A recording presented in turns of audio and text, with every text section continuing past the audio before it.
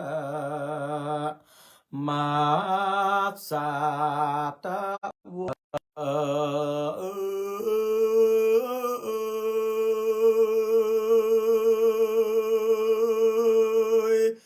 สา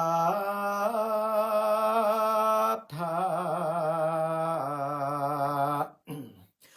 ตั้งหลาย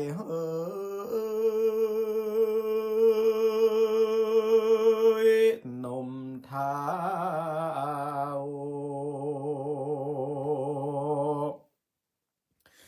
เตมาดีนางเต้าโย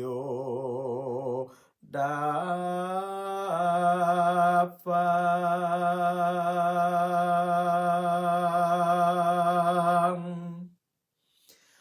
ฟังแล้วจกได้หนอจอดจ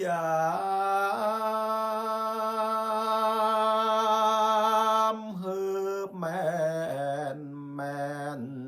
เก็บเอาแก่นเอาสารอย่าเห่อเมือดดังในตาลกบตัวเท้านางอยู่เฝ้าก้าวดอกบัวบานเฮิงเมินนานเป็นขวบก็บ่ได้พบจวบไก่สอนสู่ใสผ้ามอดเมนเพิงอันติดโยลำไม้ตึงไก่ตา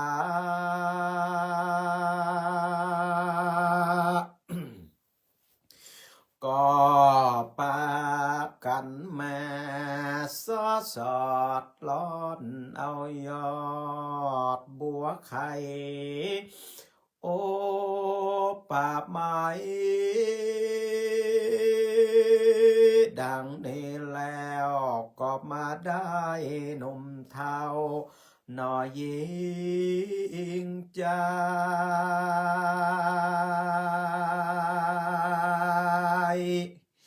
พังก็มาฟังบ่ได้พ้องก็บ่หูเก้าหูไปบ่ติดต่อยสา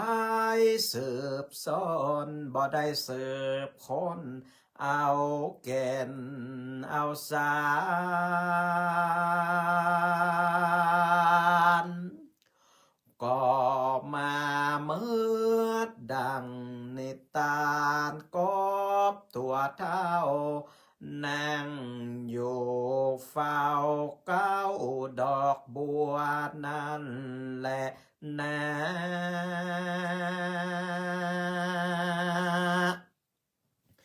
ตานตั้งหลาย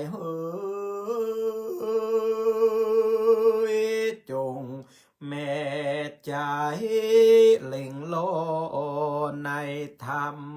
ฟังแล้วจงได้จำไว้มัน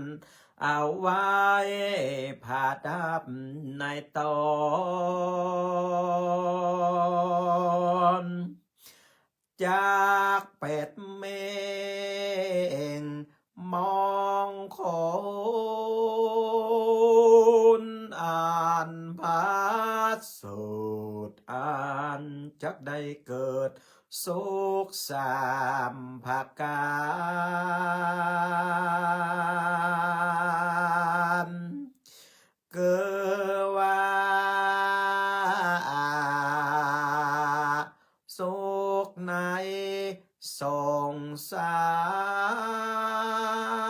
รโลก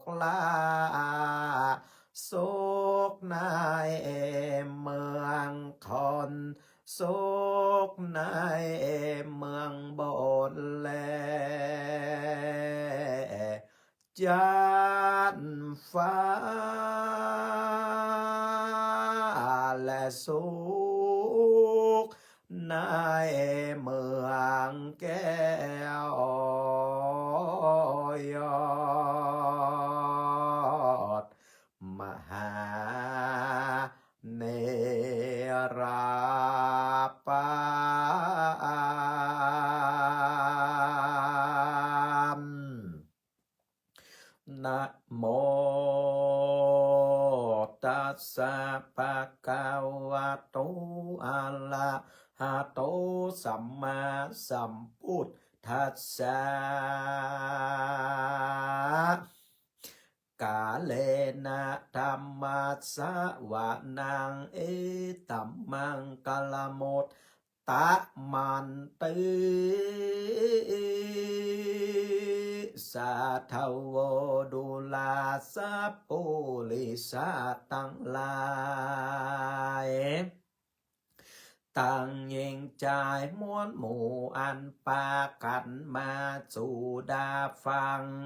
ยังรัสธรรมมาติสนา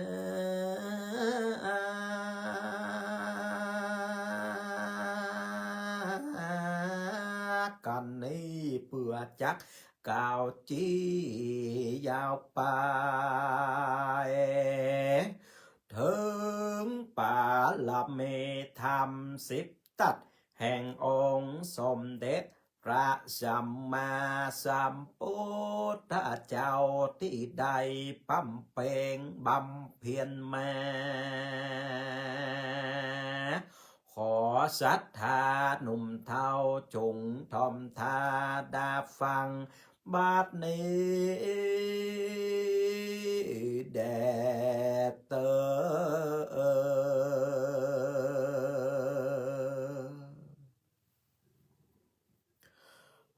ขอกราบนอบน้อมปูจาเอาคุณแห่งองค์สมเด็จพระสัมมาสัมพุทธเจ้าพระสัทธรรมเจ้าพระอริยสังฆเจ้าเอาไว้เนื้อกระหม่อมจอมหัวกราบกาเหลาวะไวสาตั้นพระมหาเถรานุเถระเจ้าทุกตนทุกองค์ด้วยความเคารพเป็นอย่างสูงเจริญปอนเจริญจิตเจริญใจเจริญสินจำเริญโจกจำเริญใจจงมีแก่ท่านบรรดาคณะสัทธาญาติโยมนักศีลนักบุญพ่อแม่พี่น้องท่านผู้ฟังตั้งหลายตึงยิงตึงใจตึงหนุ่มตึงเท่าวาระโอกาสบัดนี้อาตมาภาพพระมหาสมชาตินันทธรรมิโกเจ้าอาวาสวัดหนองยาวตำบลเวียงอำเภอเวียงป่าเป่าจังหวัดเจียงไฮ้จักได้น้อมนำพระราชธรรมเทศนาอันเป็นคำสั่งคำสอนขององค์สมเด็จพระจินวรสัมมาสัมพุทธเจ้าได้สำแดงเทศนาธรรมผ่านไปตั้งสถานีวิทยุคลื่นสีขาวเพื่อชาวประชาตลอดจนถึงเผยแผ่ไปยัง Facebook ไลฟ์วัดหนองยาวเป็นประจำทุกวันเสาร์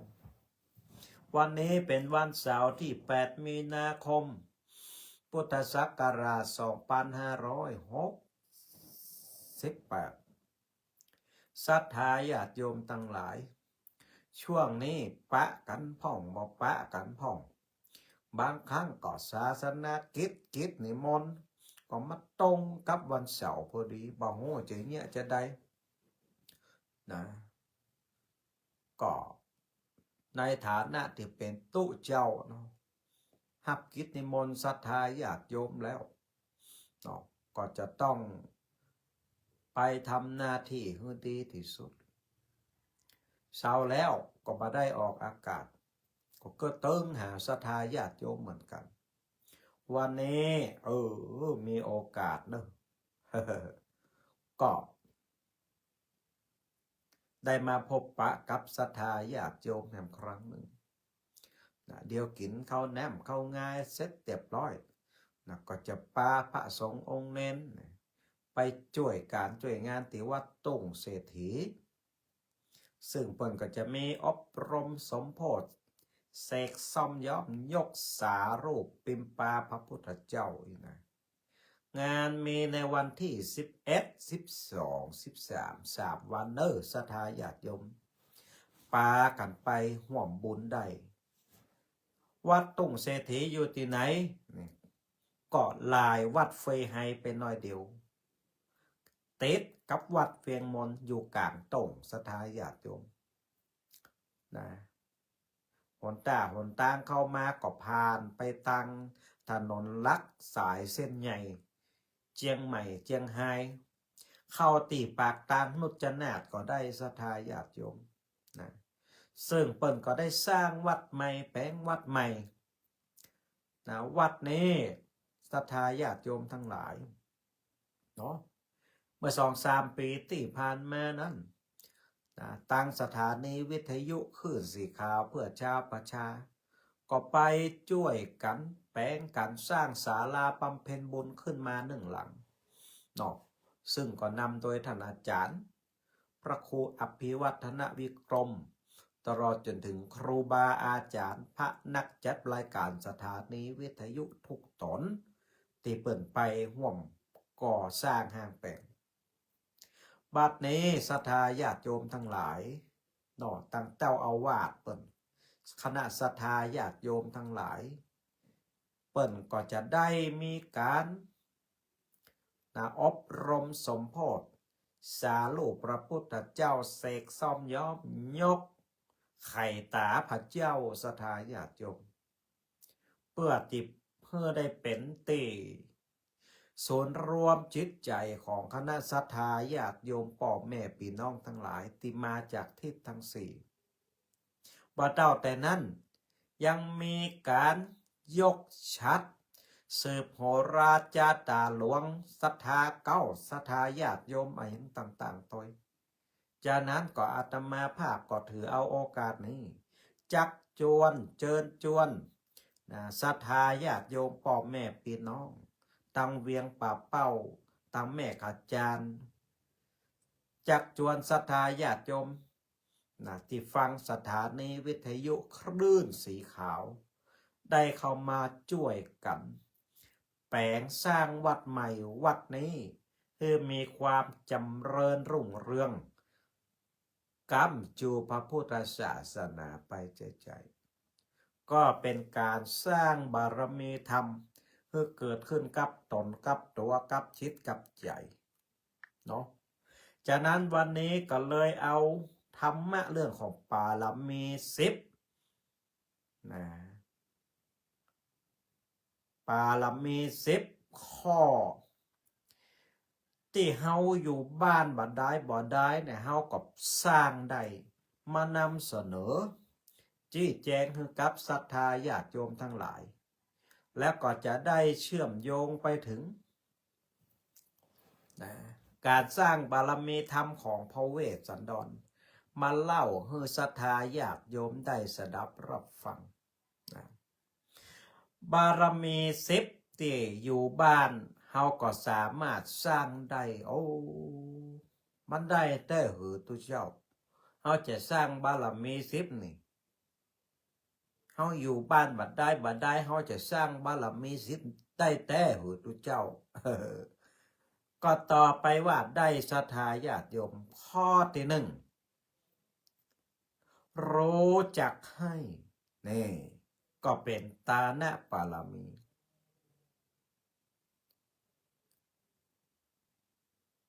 ยกตัวอย่างเช่นเฮาอยู่บ้านการงานในสังคมบ้านวัดโรงเรียนเปิ่นมีการทำบุญสุนทรทานอะไรอย่างต่างๆเฮาก็ให้ก็หอมเปิ่น ลูกเต้าเข้าปั้นสามีภรรยาที่อยู่ในบ้านในจองเฮาเฮือความฮักความเข้าใจ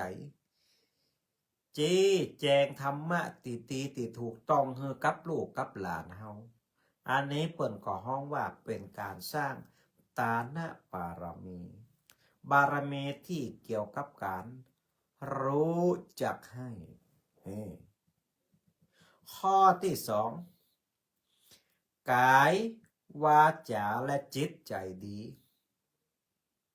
เป็นศีลบารมีธรรม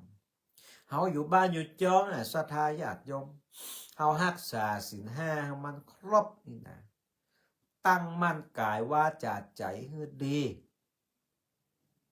นะบรรลงไปในอกุศลบาปธรรมทั้งหลายอันนี้ก็เป็นการรักษาศีลเปิ่นฮ้องว่าศีลบารมี ข้อที่สามบวชกายบวชจิตนี่เฮาอยู่ที่บ้านเฮาก็สามารถที่จะสำรวมกายวาจาใจให้ตั้งมั่นประพฤติศีลประพฤติธรรมมีสติสัมปชัญญะอยู่กับตนกับตัวตลอดเวลา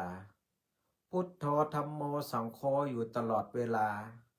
หายใจเข้าหูหายใจออกหูทำการงานหูซักผ้าหูตัวทำอาหารก็หูตัวว่าทำอาหารเข้าห้องน้ำก็หูตัวว่าเข้าห้องน้ำกวาดบ้านก็หูตัวว่ากำลังกวาดบ้านอันนี้แหละศรัทธาญาติโยมเปิ้นห้องว่าเฮากำลังบวชกายบวชจิตอยู่นะเปิ้นฮ้องว่าเป็นเนกขัมมะบารมี ข้อที่สี่เฮามันศึกษาทำฟังครูบาอาจารย์ตั้งสถานีวิทยุฟังตังยูทูบเอาหนังสือธรรมะมาศึกษาห่ำเฮียนปึกอ่านเขียนด้วยใจที่มีความตั้งมั่นมันศึกษาหาความโหโอ้บาเดียวนี่ตั้งยูทูบตั้งธรรมะอย่างต่างๆโอ้ฟังกันได้สบายโลกเปิดกว้างเทคโนโลยีเปิดกว้างขึ้นอันนี้เปิ่นก็ฮ้องว่าเป็นปัญญาปารมีศรัทธาญาติโยมนะต่อไปข้อที่ห้าละชั่วทำความเพียรที่ดีนี่เฮาอยู่บ้านเฮาเนาะเฮาบ่ทำชั่วเฮาสร้างแต่คุณงามความดีขยันมันเพียรในการสร้างคุณงามความดีเฮารักษาศีลรักษาธรรมมันสวดโยโกห้องไหว้องค์สมเด็จพระสัมมาสัมพุทธเจ้าตึงมาเจ้าตึงมาแลกตึงมาคืนอีนะอันนี้ผลห้องว่าเฮากำลังละความชั่วและก็ทำความดีอยู่ศรัทธาญาติโยมอันนี้ผลห้องว่าวิริยะบารมีนี่อาตมาหันศรัทธาญาติโยมโอ้ไล่สดสวดมนต์ไหว้พระตึงวันนั่งสมาธิตึงเจ้าตึงแรงโคนะอันนี้เป็นห้องว่าวิริยะบารมีเพียรในการสร้างคุณงามความดีต่อไปข้อที่หกนะทนอารมณ์ต่างๆได้ด้วยสติที่มั่นคงอยู่บ้านศรัทธาญาติโยมอดทนต่ออารมณ์ต่างๆบางครั้งลูกเต้าผัวขวัญสามีภรรยาโอ้จากกันมาเข้าหูตกเฮาก็มีจิตใจที่อดทนอดทนอดทนทนอดทนอดต่อกรรมเสียดสีต่อกรรมอะไรอย่างต่างๆเตสามีลูกเต้าภรรยาได้ว่าได้จ๋าได้อ้วอย่างต่างๆที่ขาดสติไป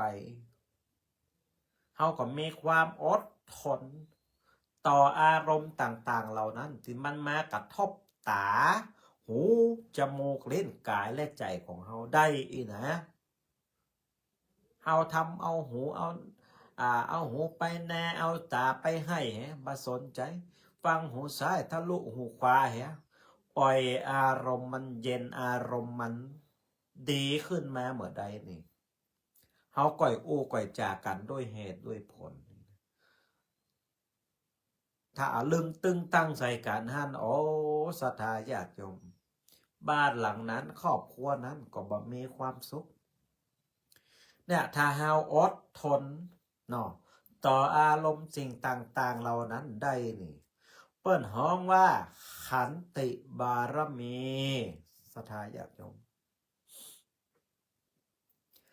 ต่อไปข้อที่7พูดจริงทำจริงนี่เฮาอยู่ในบ้านเฮาหลังหนึ่งเนาะเฮาทำเศรษฐกิจพอเพียงผ่องปลูกพืชผักธัญญาหารผลไม้หลากไม้ทำเป็นตัวอย่างให้กับลูกเต้าเข้าปั้นของเฮาทำความสะอาดบ้านจองเสนาสนะล้างรถล้างลาซักผ้าซักครัวเนี่ยให้เป็นตัวอย่างให้ลูกเต้าเหล่าหลานแล้วก็สอนให้ลูกเต้าเหล่าหลานนั้นทำด้วยตัวเองฝึกวินัยให้กับลูกเต้าเหล่าหลานทำด้วยตนเองซักผ้าจะอีนะลูกทำกับข้าวจะอีนะลูกหุงข้าวจะอีเนอร์ทอดไข่จะอีเนอร์พัดพักจะอีเนอร์สอนเขา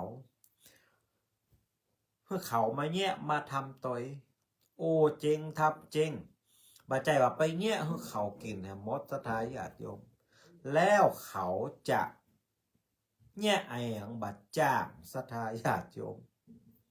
พ่อแม่ปู่ย่าตายายบางคนบางหลังนี่โอ้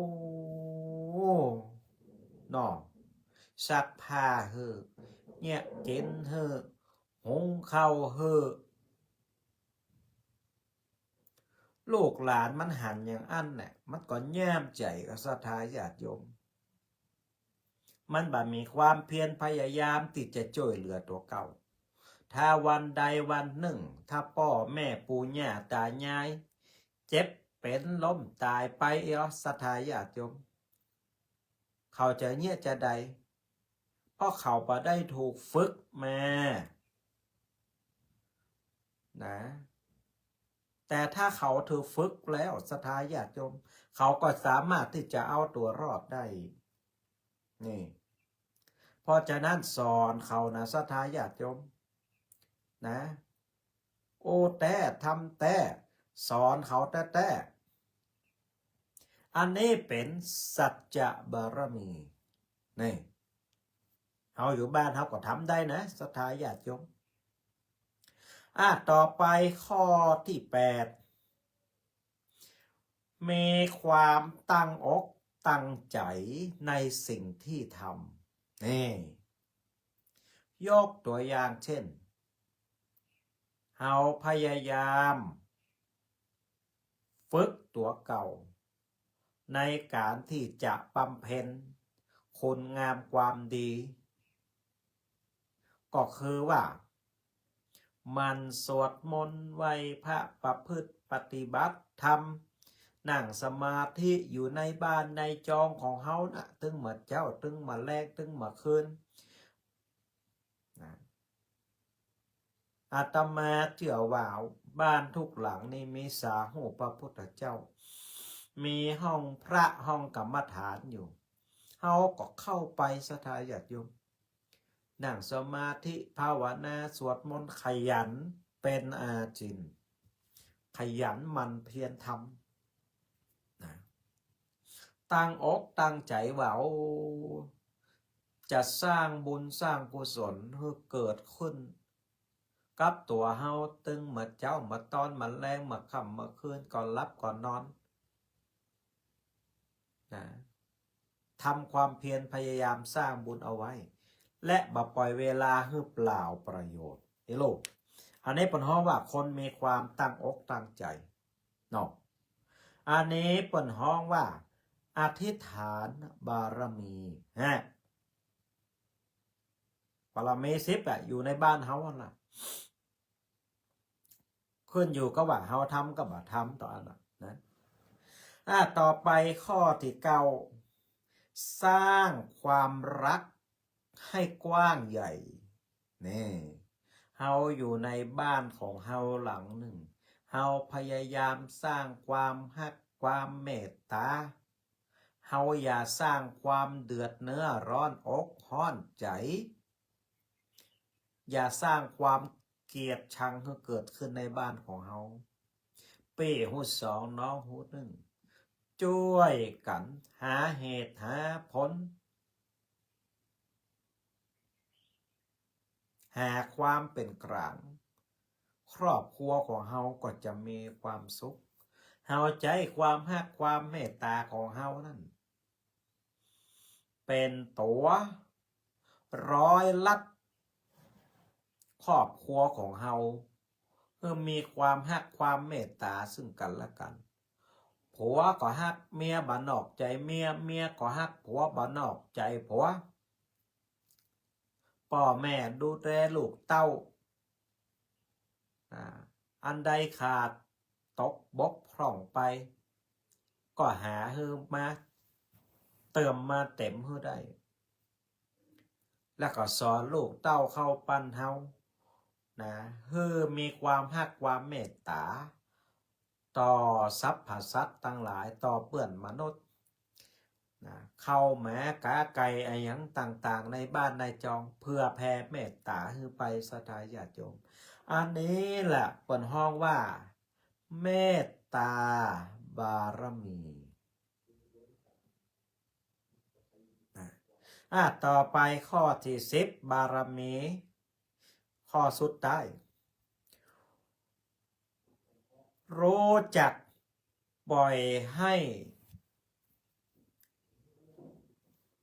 รู้จักวางปล่อยให้ลงปลงให้เป็นนี่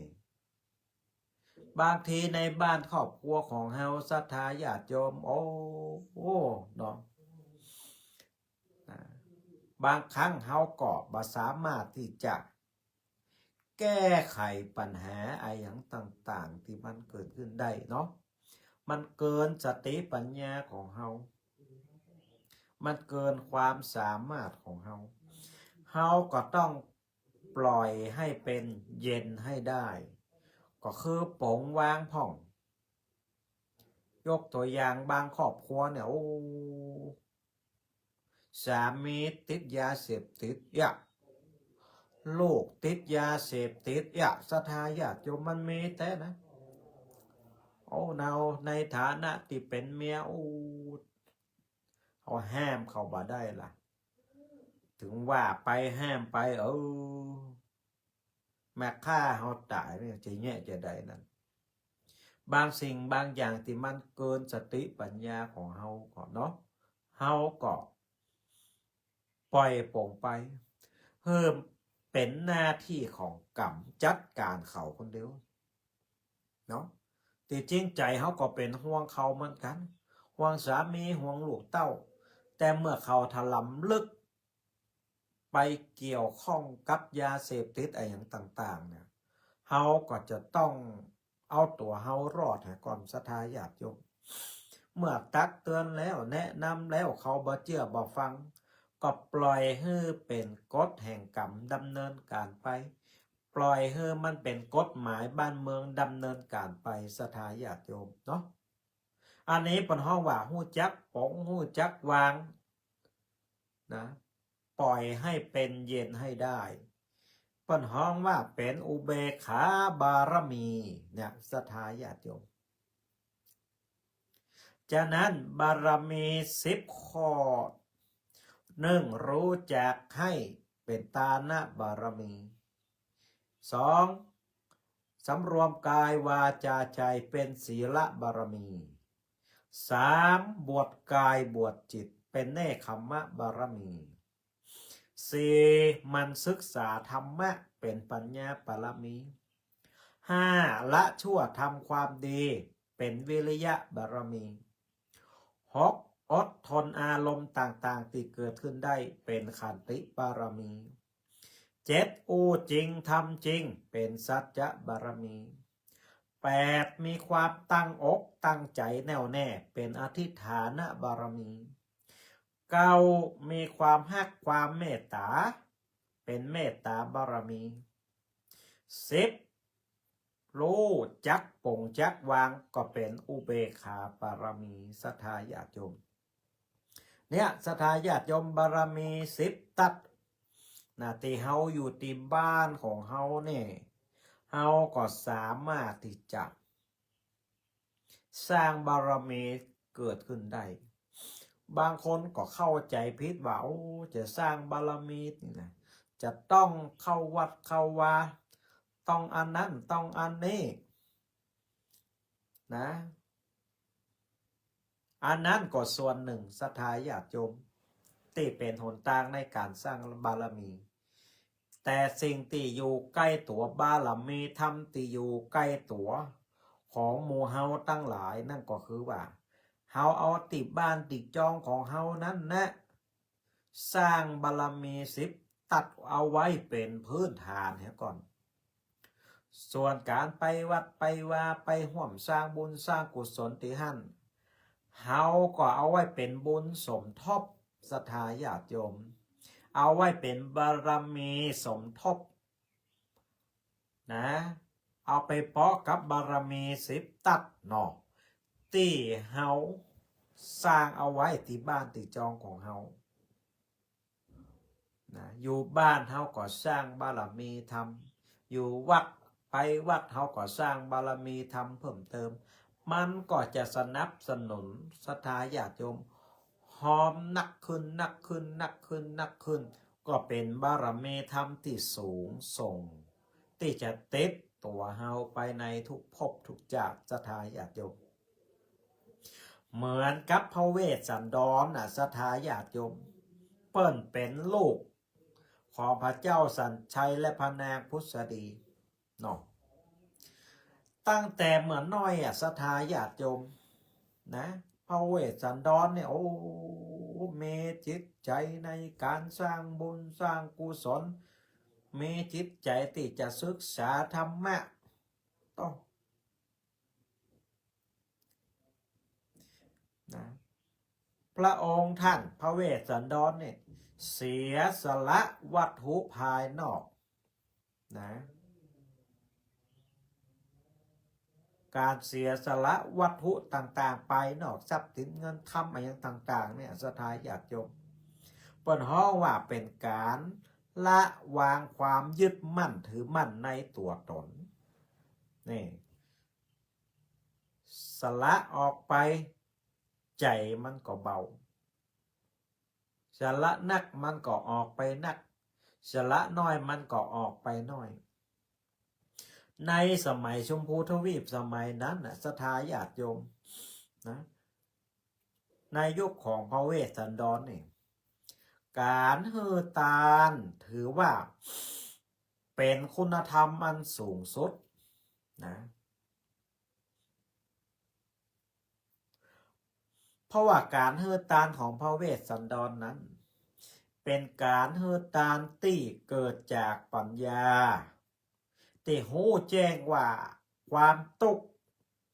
เกิดจากกิเลสเกิดจากตัณหาเกิดจากความยึดมั่นถือมั่นนะและเป็นหนทางที่จะพาให้พ้นทุกข์ได้นี่อย่างสมัยหนึ่งศรัทธาญาติโยมนะแคว้นสีพีเนาะโอ้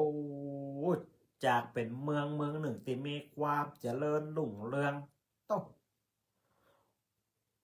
จู่ๆก็เกิดประสบภัยแล้งเนาะหมู่พราหมณ์ทั้งหลายก็เดิน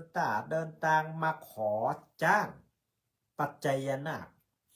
จ้างกูบ้านกูเมืองแต่มีอานุภาพเนี่ยคือฝนตกต้องตามฤดูกาลพระเวสสันดรโอ้หันจะอันแล้วโอ้ก็มีพระเมตตานะยกจ้างฮือศรัทธาญาติโยมทางที่พระองค์ก็หูอยู่แล้วว่าโอ้การฮือตานจ้างในครั้งนี้จะนำความบอกพอกบอกพอใจมาสู่อาณาปัชชาราชเมือง4 ปีแต่ด้วยพระปัญญาอันล้ำลึกซึ้งของพระเวสสันดรนะหันว่าความตุกข์ของเจ้าบ้านเจ้าเมืองนะแคว้นกลิงคลัดนั้นมันยิ่งใหญ่กว่าโอ้เนาะเฮาก็อยู่ดีกินดีอยู่แล้วบ้านเมืองของเฮาก็อยู่ดีมีสุขอยู่แล้วเฮาก็เผื่อแผ่เนาะเมตตาบารมีคือกับนะเจ้าเมืองกลิงคลัดนี่นะเนี่ยศรัทธาญาติโยมบันโหแล้วนะว่าไอ้ยังจะเกิดขึ้นเปิ่นก็เลยตัดสินใจด้วยความบริสุทธิ์ด้วยปัญญาของพระองค์ แล้วก็พระราชทานจ้างปัจจัยนะกับหมู่พราหมณ์ไปโดยบัดได้ลังเลใจแม้แต่น้อยศรัทธาญาติโยมเนี่ย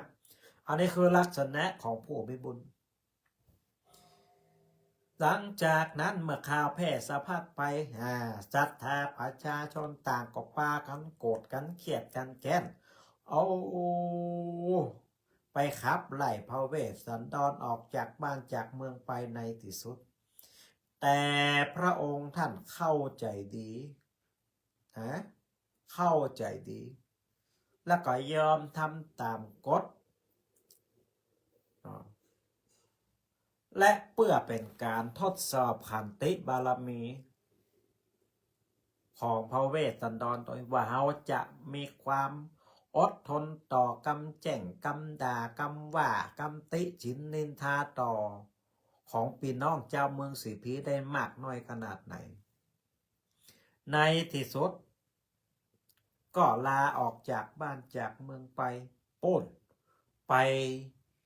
อาศัยอยู่ที่เขาวงกฏปุ้นศรัทธาญาติโยมนี่เมื่อไปอยู่ที่เขาวงกฏศรัทธาญาติโยมก็สร้างบารมีแห่งศรัทธาญาติโยมพัฒนาจิตพัฒนาใจโอ้บำเพ็ญทานศีลภาวนานั่งเจริญสมาธิปล่อยวางความทุกข์อย่างต่างๆที่มันเกิดในจิตในใจกายอยู่ที่ไหนจิตอยู่ที่ไหนเฮาก็สามารถที่จะสร้างคุณงามความดีได้ทั้งนั้นศรัทธาญาติโยมนะเฮาอยู่บ้านเฮาก็สามารถที่จะพัฒนากายใจของเฮาได้เฮาอยู่ป่าอยู่เขาเฮาก็สามารถจะพัฒนาเจริญสติกายกับใจของเฮาได้เฮาขึ้นรถลงเรือขึ้นเหนือล่องใต้ไปที่หันที่นี่เมื่อเฮามีกายเมื่อเฮามีจิตอยู่กับตัวเฮาอยู่แล้วเฮาก็สามารถที่จะพัฒนาจิตใจของเฮาได้เหมือนพระเวสสันดรศรัทธาญาติโยมนะนอกเสียจากว่าเฮามีแต่กายแต่ว่าจิตของเฮานั้นออกจากร่างกายไปแล้วก็คือว่าเฮาตายนั่นศรัทธาญาติโยมอันว่าคนตายนั้นเปรียบกับเหมือนต้นไม้ต้นหนึ่งแต่บ่มีความรู้สึกรู้สาอย่างสักอันสักอย่างศรัทธาญาติโยมบ่ดวงจิตออกไปแล้วเนี่ยพระพุทธเจ้าตรัสว่าร่างกายของคนที่ตายแล้วนั้นก็เปรียบเสมือนขอนต้นไม้ที่ทิ้งไว้ในกลางป่าผุพังไปในที่สุดธาตุดินน้ำลมไฟอะไรอย่างต่างๆในร่างกายนั้น มันดับแตกสลายไปแล้วอันนี้บ่สามารถที่จะบำเพ็ญบารมี10ตัดได้แล้วนะศรัทธาญาติโยมถ้าตายไปแล้วเนี่ยแต่ใจนี่มันไปไหนก็ไปสู่ต่างตีดีและก็ต่างตีบดีตามบุญบารมีธรรมที่เราได้สร้างไว้ในภพในชาติเนี่ยศรัทธาญาติโยมนะพระเวสสันดรเข้าไปอยู่ในป่าเกาะเนี่ยใจกายใจใจเนาะสร้างคุณธรรมคุณงามความดีบำเพ็ญบารมี10ตัดนะโปรดสรรพสัตว์ทั้งหลายนะที่อยู่ในป่าเขาวงกฏเนี่ยต่อมาพระองค์ท่านก็สละลูกเต้าเข้าปานฮึกับปู่พามชูโชคสำโลกนี่นะปนว่าบำเพ็ญปรมัตถปารมีพุทธปารมีนี่เนี่ยทำให้หันว่าความเมตตามหากรุณาในจิตในใจเปิ้นนั่นเป็นสิ่งที่กว้างขวางเปิ้นหันประโยชน์ของการตรัสรู้ธรรมประโยชน์ของเจ้าโลกนักกว่าประโยชน์ส่วนตนต่อทัดใจขนาดใดเนาะศรัทธาญาติโยมเนาะโอ้นะเฮือตาลลูกเต้าเข้าปั้นนะต่อเปิ้นจะตัดใจได้ขนาดไหนนะเปิ้นต้องตัดความฮักของพ่อของแม่ที่มีต่อลูกตัดสายใยที่แข็งแกร่งที่เป็นธรรมชาติของมนุษย์ได้สละแม้แต่บุตรลูกเต้าเป็นการพัฒนาจิตใจตินเหนือธรรมชาติศรัทธาญาติโยมอย่างโมเฮาเขานี่ทำได้ยาก พระพุทธเจ้านี่นะเปิ่นทำได้แล้วก็มีองค์เดียวในโลกนะที่ทำได้ศรัทธาญาติโยมอันเปิ่นไปเป็นพระพุทธเจ้าใดจะใดเนาะศรัทธาญาติโยมเนาะนะแต่โมเฮาเขาตั้งหลายเกาะก็ต้องถึงขนาดนั้นก็ได้เสียสละทรัพย์ก็ได้นะสละร่างกายจิตใจก็ได้ตานนะก่อยสร้างคุณงามความดีไปตัวเล็กตัวน้อยเอาเนาะต่อมาก็ตานางมัทีแหมศรัทธาญาติโยมนุตาลูกตาเมียแหมนะอันการตาเมียนี่โอ้ก็เป็นบทพิสูจน์สุดท้ายของพระเวสสันดรเนาะในเรื่องของการปล่อยวางนะวางจิตวางใจการตาลูกแล้วก็ยังนักหนาสาหัสแล้วนะอันนี้ตาเมียแหมศรัทธาญาติโยมก็เป็นบทพิสูจน์ของการปล่อยวางของพระเวสสันดรเป็นการปล่อยวางในระดับที่ลึกที่สุดนะเพราะว่าในชมพูทวีปยุคนั้นภรรยาถือว่าเป็นดวงจิตดวงใจของสามีถือได้ว่าเป็นดวงจิตดวงใจของภรรยาแต่ด้วยสติปัญญาอันเฉียบแหลมของพระองค์เวสสันดรนะเพื่อที่จะต้องการความหลุดพ้นจากที่แท้จริงในวัฏสงสารนะเขาก็จะต้องสละให้ได้สละเมียก็เหมือนสละตัวตนของเฮานั่นเองอีโลกพระเวสสันดรเป็นไว้แต่เฮาสละตัวตนเฮาได้เนี่ยโอ้เฮาก็เข้าถึงแห่งมหาทานบารมีเนี่ยศรัทธาญาติโยมหันก่อนอันนี้เป็นการสร้างคุณงามความดีของพระเวสสันดรนะที่อาตมาภาพ ได้นำมาฝากศรัทธาญาติโยมในตอนเมื่อเจ้าวันนี้จากนั้นหมู่เฮาท่านตั้งหลายในฐานะที่เป็นปุถุชนคนดีเฮาอาจจะเริ่มฝึกตนฝึกใจให้เป็นคนให้ศึกษาเรียนรู้ที่จะปล่อยวางคลายความยึดมั่นถือมั่นทีละน้อยนะจนกระทั่งเข้าใจว่าความสุขที่แท้จริงนั้นไม่ได้อยู่ที่การได้มานอกแต่อยู่ที่การฮื้อการเสียสละและก็การปล่อยวางอันนี้แหละศรัทธาญาติโยม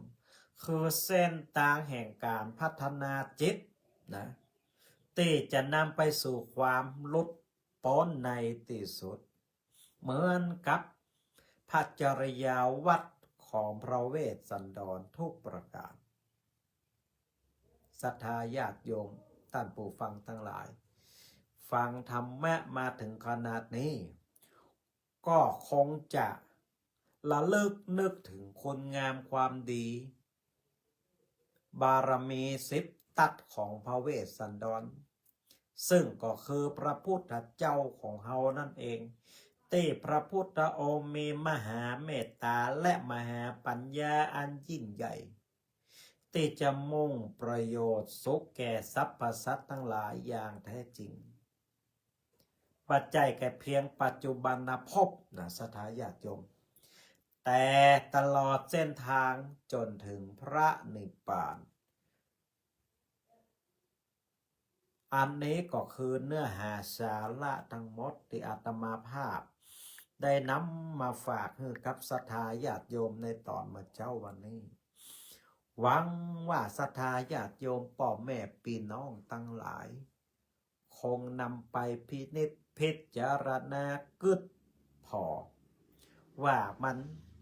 แต่บัดแต่กาถูกต้องบัดถูกต้องกาใจสติปัญญาของโยมพ่อโยมแม่ทั้งหลายพินิจพิจารณาไต่ตองพอเอาเด้อนะวิสัชนาธรรมะบารมี10 ตัดก็สมควรแก่เวลาลำดับต่อไปเนาะก็จะได้เปิดสายหน้าใหม่ กับศรัทธาญาติโยมพ่อแม่พี่น้องทั้งหลายที่สดับรับฟังเนาะอยู่ทางบ้านทางจองเบอร์โทรศัพท์บัตรหนองยาว082 049 6971ก็โทรมากันได้เนอะ082 049 6971นะโทรศัพท์มาเลยตอนนี้เนาะมาส่งกำลังจิตกำลังใจให้กันนะศรัทธาญาติโยมที่สำคัญที่สุดจะได้พบปะนะกันโดยเนาะศรัทธาญาติโยมก็โทรกันมาได้อนุโมทนาบุญศรัทธาญาติโยมติดตามทางเฟซบุ๊กวัดหนองยาวซึ่งก็มีหลายผู้หลายท่านก็มีโยมแม่เกษินีนะโยมแม่อุ้ยน้องแฮกเกอร์บ้านป่าเงี้ยวโยมแม่สมศรีใจบุญนะแล้วก็ปิ่นนานไกรสิทธิ์กองแสนบ้านหนองยาวเฮานี่นะแล้วก็มีโยมแม่กองคำทองคำศรัทธาบ้านสันสลีเนาะแล้วก็มีโยมแม่อัมพรกันธเมนะแล้วก็มีโยมปิชนาภาสีทานะติดตามณเวลานี้ติดตามแล้วก็ช่วยกันแชร์ไปนักหลายๆธรรมะดีๆจะก็จะได้ถึงตาถึงหูศรัทธาญาติโยมตีอื่นๆก็จะได้ ศึกษาเฮียนหูไปตัวเหลือเวลาแหม10 นาทีเนอฟังจากตังใดเจียงใหม่เจียงไฮ้ลำปูลำปางแป้น่ะก็โทรกันมาได้นะ082 049 6971โทรมาสายแรกโทรมาละเด้อเจริญปอนเจ้าด้วยสาเจ้าโยมแม่จากตังใยหาแม่อำพรเจ้าแม่อำพรเนาะโอ้แม่อำพรพอตรงเฟซแล้วก็ชัดเจนกันแม่ทั้งเฟซเจ้าชัดเจนกันดีเจ้าเสียงชัดอยู่เนาะแม่อำพรเนาะเจ้าชัดจะดีเจ้าไปเริ่มเนาะวันที่อัน12 13นะไปแอลวัดตุ่งเศรษฐีเนาะใกล้บ้านเฮานี่วันถูกก็จะไปวัดสันชิเล็กเป็นอย่างอย่างเหรอสันชิเล็กนี่เปิ้นปอยหลวงก็หาเนาะปอยหลวงปอยหลวงเนี่ยขนมปังเนาะเจ้าดีเอาข้าวต้มขนมไปให้ไปหอมเปิ้นแล้วก็ไปเริ่มตุ่งเศรษฐีนะแม่เนาะเนี่ยบ้านสันไฟไฮเฮาเนี่ยใกล้นี่มได้นี่เนาะถูกเป็นขนมทั้งม่วนมันกับเจ้าเอาไปด้วยแปลงนั่งนักหลายๆเนาะเจ้า150 ถุงมันแบ่งกันไปเนาะเอาไปปล่อยสันกีเล็กพ่องเอาไปปล่อยอันตุ่งเศรษฐีห้องอีกเนาะไปช่วยเปิดเอาละโมทนาแม่อำพรจาตุโทรมาโดยแล้วก็พอทางเฟซตัวโอ้ใจโบนเนอะแม่อำพรนี่นะไปปล่อยหลวงที่นายบัปปะแม่อำพรนี่ตึงบ่มีเปิดเอาทองม้วนนี่ไปเป็นหงตาลตาลเข้าตาลน้ำได้เป็นเศรษฐีเด้อ0820496971ตะกี้โทรมากำมาได้เจริญปอนจากจังใยหาสีโพธารามเจ้าสีโพธารามบ้านโลเฮานี่เนาะสารปีก็แม่เจียงใหม่เนาะเจ้าสัญญาณชัดเจนก่อชัดเจนดีเจ้าตั้งฟังแม่ฟังตั้งใดแม่ตึง2 อย่างเลยเจ้าตึงเฟซถอยตึงวิทยุถอยเนาะเจ้าสัญญาณชัดเจนดีนะโยมแม่เนาะเจ้าแค่มือนั้นท่านมาให้เจ้าแม่ละเอาละติดตามต่อไปนะโยมแม่เด้ออาจารย์โตโมตันนะแหม1สายโทรมาแล้วเจริญปอนเจ้ากับภาษาเจ้าโยมแม่จากจังใยแม่โทรมาจากบ้านดินดำตะบนเจ็ดจอดบ้านแม่สวยเฮานี่แม่สวยฝนตกก่อยแม่อำเภอเมืองปานลำปางเห็นไหมเจ้าเมืองปานกะเจ้าฝนตกก่อยแม่ฝนตกก่อยตั้งปุ้นมาตกนะหมดเมื่อคึมๆเนาะมันเต่าสีซึมๆแต่ก็นี่ต้องมาสัวเดียวสัก10 นาทีเอาละมาจุ่มมาเย็นสักเล็กสักน้อยใครฮ้อนได้สักเล็กสักน้อยก็เอากันเนาะเอาละโมทนาเนอจะโตสายต่อไปโทรมาประกาศเจ้าพระอาจารย์โยมแม่จากจังใยแม่สิวันบ้านกันตรงลำปางเจ้าลำปางสัญญาณชัดเจนก่อนโยมแม่เจ้านี่ชัดเจนดีเจ้าฟังฟ้าฝนเป็นได้ห้องต้องก้นโต๊ะห้องก้อยแม่มาโต๊ะเลยเจ้าปนว่าพายุจะเข้าวันนี้นะระวังพ่องนู้แต่ว่าบอกว่าจะตกที่ไหนพ่องนี้นะเอาละโมทนาติดตามกันตลอดจ้าตูต่อไปแหม1สายเจริญปอนจากตังใดแก้วสิงแก้วบ้านกัดโป่งลืมกันนะไม่ได้โทรหากันนานแล้วแม่แก้วสิงแก้วบ้านโป่งไหนแม่บ้านกัดโป่งเจ้ากัดโป่งจังหวัดไหนเจ้าอำเภอเมียงจังหวัดลำปาง เอออำเภอเมืองจังหวัดลำปาง มันได้โทรหากันเลยลืมกันได้เนาะเลยเริ่มการบ่เริ่มกันเก่าแม่มันการบ่มีเวลาเนาะ ทั้งเหมือนกันแล้วก็วันมาตันมันได้โทร แม่นมันเหมือนกับปะกันให้เตื้อบางข้างออกกดบ่ตันเปิ้นเนาะ เจอกันนั่นน่ะเจอกันโคตรประจัน โตมันใจมาให้ดีเนาะ แล้วนะ เอาคนเป็นแนกดมันเป็นแนวตั้งแต่เจ้าแล้วลูก แม้ตั้งแต่เจ้าแล้ว แม่น ข้างเราประจันหมดอ่ะ เปิดสายกับกดเข้ามาละโดเปิดเก่งเนาะ เอาละโมทนายมแม่เด้อปะกันแล้วเนาะเหมือนกันจ้าตูต่อไปแหมหนึ่งสายเจริญปอนโอ้สายใดเดี๋ยวนี้แหมหนึ่งสายเจริญปอนฮับเลอเนอร์สายไม่บันทึกเสียงสายโทรนี้อีกต่อไปตาตูฮับแล้วเนอไอ้ยาสัตว์หา โอ้ ยาวไม่ทันอยู่ จะโตฟังอยู่เนาะสัญญาณชัดเจนชัดแจ๋วเนาะ จะเอาจะเห็นเลยเจ้า โมทนาติดตามเด้อ เจ้าไม่ติดตามตลอด รักษาสุขภาพเด้อเนาะแม่อุ้ยเนาะ เจ้า จ้าตู เจ้าแม่สวัสดี ต่อไปแหมหนึ่งสายเจริญปอน เจ้ามันได้สักการเจ้าพระอาจารย์เจ้า จากจังใยหา จากลำปางเจ้า โอ้วันนี้ศรัทธาลำปางล้นหลามแต่โลสัญญาณชัดเจนดีเนาะฟังขึ้นได้มั้ยโยมแม่ ชัดเจนเจ้า ชัดเจนเจ้า ชัดเจนชัดแจ๋วเนาะ เจ้า ฝนฟ้าเป็นได้พ่องตั้งป้นโยมแม่ อากาศเป็นได้ มา พ่อง ตกเลยเจ้า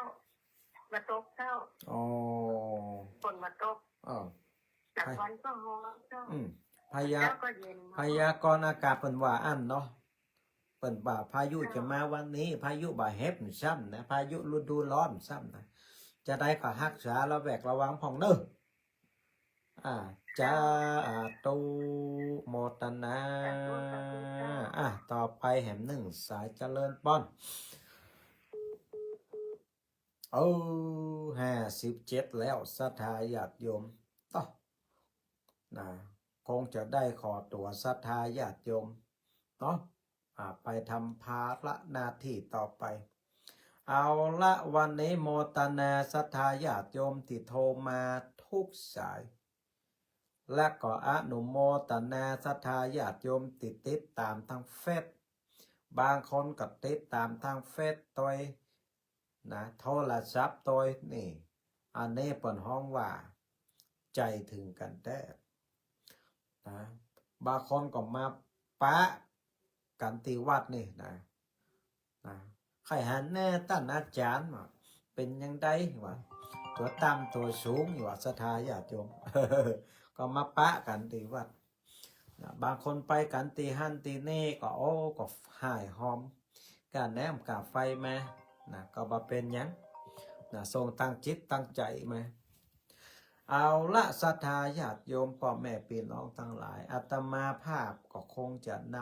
ำรายการมรดกธรรมกำเมืองของวัดหนองยาวเนาะจากลาศรัทธาญาติโยมไปแต่เพียงแต่อีกเสียงก็ยังบ่ฟื้นคืนเตือศรัทธาญาติโยมนะก็คงจะต้องรอแหมซักปุ๊บเป็นเดือนมั้งเนาะเสียงจะปิกมาอย่างเก่ามาเดี๋ยวนี้ก็เสียงยังดูแหบแห้งอยู่เอาละโมทนาเนอะทุกผู้ทุกท่านปะกันใหม่วันเสาร์หน้าเนอะเจริญปอนจาตุ